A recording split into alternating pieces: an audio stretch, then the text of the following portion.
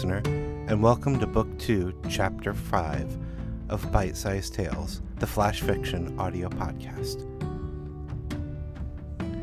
For the month of October, I'm doing something a little different. Each story in October is going to be part of the same story, told from a different character's perspective. There will be 4 parts total, because there are 4 Wednesdays in October this year. Without further ado, I present A Halloween Haunting, Lisa, written and read by Wayne Cole. I pulled my jacket tightly around myself, but it couldn't stop the wind from ripping right through me. The rain was coming down so hard it actually stung as it hit my face. My heavy coat with a hood would have been so much more effective, but I liked the windbreaker better, and I never imagined I'd be stuck out in a storm like this. It was one of many mistakes that night that had led to this miserable situation. My car sat in a ditch about a mile behind me, but I was almost home. My eyes stung from the water, but I could see my house at the end of the block. Thoughts of dry clothes, a warm blanket, filled me with hope. I could deal with the car in the morning. I put my key into the front door and tried to turn it, but the lock wouldn't budge. I let out a scream of frustration and slammed my fists into the door. I slumped my head against the door, not sure what to do next. So when the door opened, I stumbled and had to grab the frame to keep from falling. As it was, I found myself staring up into a stranger's face. "Can I help you?" "Who are you, and why are you in my house?" I watched as his facial expression ran through a gambit of emotions. At first, he looked annoyed. Then, as he took in the miserable state I must have presented, he became concerned. When I spoke, he was confused, but the circle finally completed and came back to annoyed. "Lady, I don't know who you are, but this is my house. I've lived here for over 5 years." As my eyes focused, I could see the living room behind him. All of the furniture was different. The walls were lined with pictures of a happy family, and I could see the children age between the photographs. The TV was on, but I had never seen one like it. It was thin and mounted on the wall. There wasn't even an antenna coming out of the top of it. I stepped back into the rain to take in the house. It was my house, but there was a strange family living in it. I looked down at my key that hadn't worked in the door. "What's going on here?" I asked. It just didn't make sense. I looked to the driveway and didn't recognize the cars parked in it. They certainly didn't look anything like my Cavalier.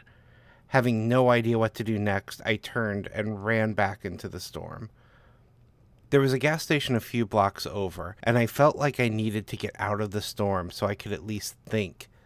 Looking around, I couldn't find any payphones outside. Found that extremely odd, but I didn't have change on me anyway. I started thinking about who I would call collect if I could find one. Maybe I could get the clerk to let me borrow the station's phone. I pulled open the door to the station and stepped inside, dripping water all over the floor. I looked over to the counter and locked eyes with a clerk who looked to be in his 50s. "Oh no, not again." He looked terrified and was backing away from me. "Please, just leave me alone." "What's wrong with you?" "No, you aren't real. You aren't real." He ran out from behind the counter and disappeared into the back room. I was so tired.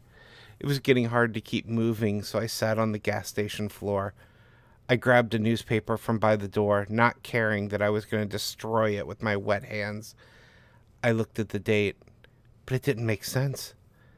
October 2021. I did the math in my head, and I wondered how the paper could be off by 35 years. Blood dripped from my head onto the paper, and I dropped it in a panic. I looked down, and my clothes were torn and shredded. What had happened? I couldn't stand, so I crawled to the stockroom door and started banging my fist on it. "Please, help me," I screamed. There was a voice behind me. "I think 35 years is long enough." It hurt to turn my head to face the new voice. It was a man dressed in a black suit. He was holding his hand out to me. I reached out, and as our hands met, the pain faded. I looked down and my clothes were whole again. Come now, it's time to go. Together, we walked out the front door of the gas station, and the world faded away.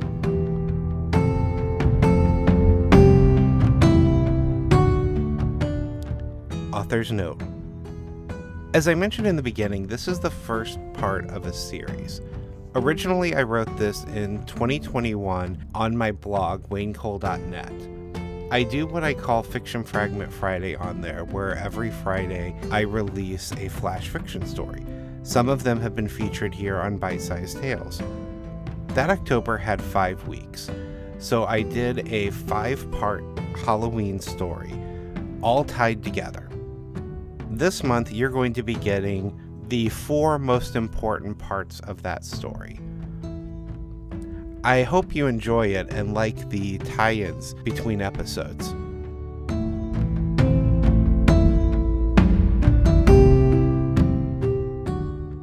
This chapter of Bite-Sized Tales has been brought to you under a Creative Commons Attribution, Non-Commercial, No Derivatives 4.0 International License.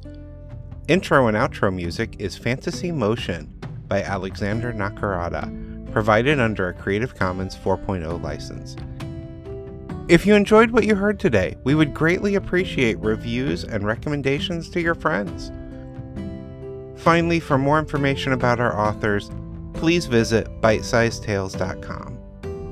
We look forward to reading to you next time.